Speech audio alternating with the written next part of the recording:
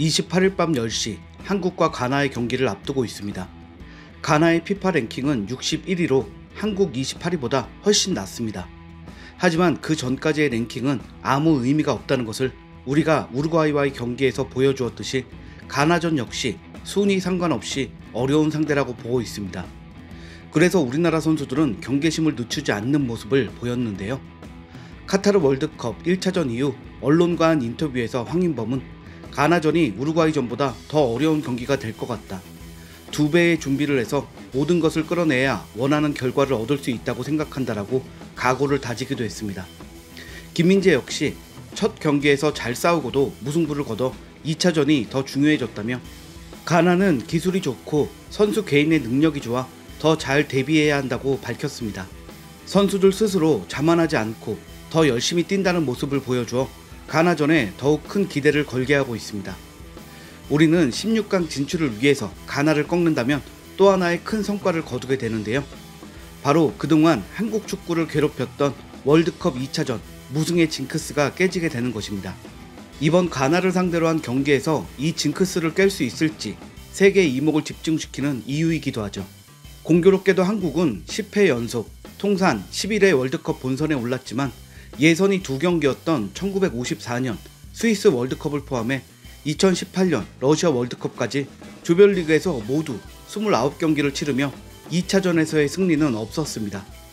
기록을 보면 1차전에서는 3승 2무 5패, 3차전에서는 2승 2무 5패였는데 2차전에서는 4무 6패로 유독 2차전에서만큼은 승리를 거두지 못했습니다. 4강 신화를 쓴 2002년 한일 월드컵에서도 2승 1무로 조 1위를 차지했는데 무승부 경기가 1대1로 비긴 미국과의 2차전이었습니다. 그 이후로 2006년 독일 월드컵과 2010년 남아공 월드컵까지 조별리그 1차전 3연승을 달리며 기세를 올렸지만 2차전에서는 각각 무승부와 패전이 이어졌습니다. 또한 2014년 브라질 월드컵에서는 러시아와 1차전에서 1대1 무승부로 기대를 모았지만 오히려 쉽게 보았던 알제리와의 경기에서 2대4로 패하며 2차전 무승의 징크스를 깨지 못했습니다.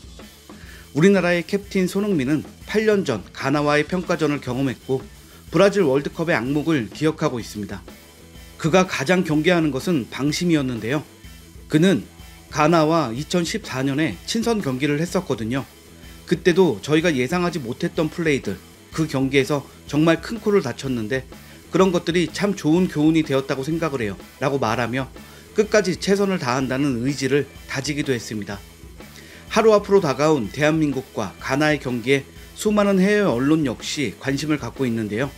또 하나의 관심을 끄는 것은 바로 한국과 가나의 경기 주심 테일러 심판 때문입니다. 잉글랜드 맨체스터 출신의 테일러 심판은 2010년부터 EPL에서 활동해온 베테랑 심판인데요. 국제 심판으로는 2013년부터 나섰습니다. 그는 주로 유럽에서 열리는 경기에 많이 나왔고 EPL 심판인 만큼 역시 EPL에서 활약하는 손흥민이 뛴 경기도 맡았었습니다. 그가 관심을 끄는 이유는 손흥민을 퇴장시킨 적이 있었던 심판이기 때문입니다. 2019년 손흥민은 토트넘 첼시전에서 당시 안토니오 리디거와 볼 경합을 하다 엉켜 넘어지던 중 짜증이 났는지 왼쪽 발을 치켜들었고 리디거는 발에 차였다는 신용을 하며 가슴을 움켜쥔 채 그라운드에 쓰러졌습니다. 당시 테일러 심판은 손흥민이 불필요하고 고의적인 보복 행동을 했다며 레드카드를 주었고 손흥민은 억울하다고 항변했지만 받아들여지지 않았습니다. 또한 테일러 심판은 올해 8월 또 한 번 토트넘 첼시전에서 레드카드를 꺼냈는데요. 이때는 선수가 아닌 감독을 향한 퇴장카드였습니다. 두 팀의 감독은 경기 내내 기싸움을 벌이다 결국 경기 후 악수를 하며 손을 놓지 않는 기싸움까지 벌여 양팀 선수들과 스태프가 모두 합세해 몸싸움 끝에 두 감독을 떨어뜨려 놨는데요.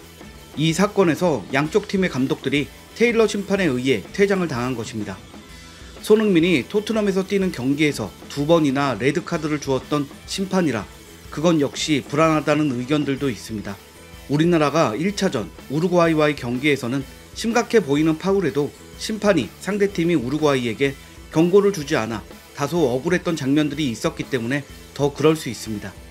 하지만 우리나라의 태극 전사들은 이런 불안한 마음을 털고 지긋지긋한 2차전 징크스를 깨기 위해 28일 가나와의 경기에 나설 것입니다.